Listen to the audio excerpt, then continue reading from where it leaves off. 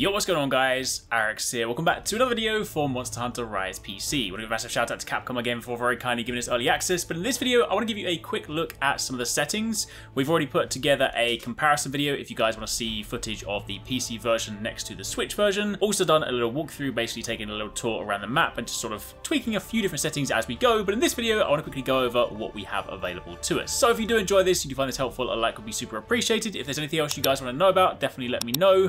But top level, of course, first things you need to know for the PC version are your main things, the kind of main selling points are of course that this can go up to 4K. You have the ability to play in uncapped frame rate, which of course is a big departure from the Switch version. If you have a monitor, which unfortunately I don't have right now, but I may try and sort of sort that out soon. If you have a monitor, it does of course have ultra-wide support. You have mouse and keyboard support. If you want to play the game that way, I can never play Monster Hunter mouse and keyboard. It just doesn't feel right to me. But if you like that, then of course you have that set up. Basically, very similar settings to World. Now, of course, on your basic option settings, if you guys just want to dive straight into the game and you're not too worried about the specifics, you have low, medium, and high. Low is essentially low resolution upscaled. The high resolution textures by default are turned off, and your draw distance and your LODs are set to low.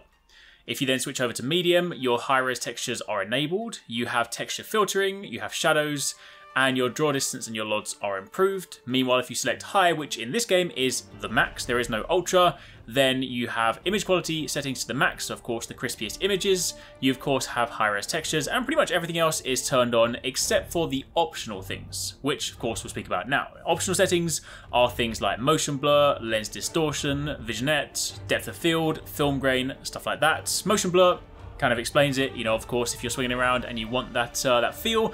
Motion blur is one of those sort of things, a bit hit or miss with some people. I don't mind it in some games, but I don't really feel like I need it in this game. Lens distortion just looks hella weird, kind of like you're looking through some sort of kaleidoscope, but if you want some funky visuals, then feel free. The vignette is quite nice. I feel like it would be cooler more so for screenshots. I don't know whether I want to play like that permanently. Depth of field is probably my favourite one because of course you get that nice bokeh effect and you kind of get that sort of nice blur when you, especially if you're like looking through some of the environment and there's like trees around you, then things that are in the forefront tend to blur a little bit and the focus is much more on your character.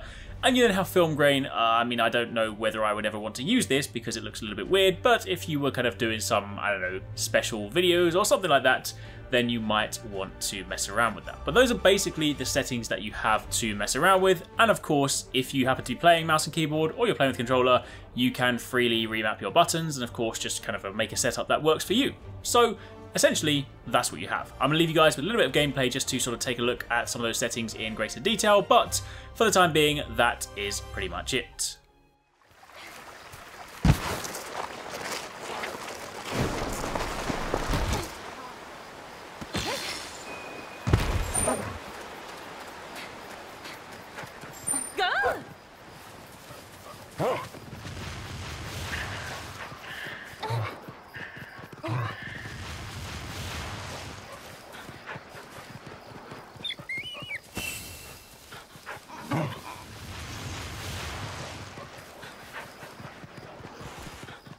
Yes.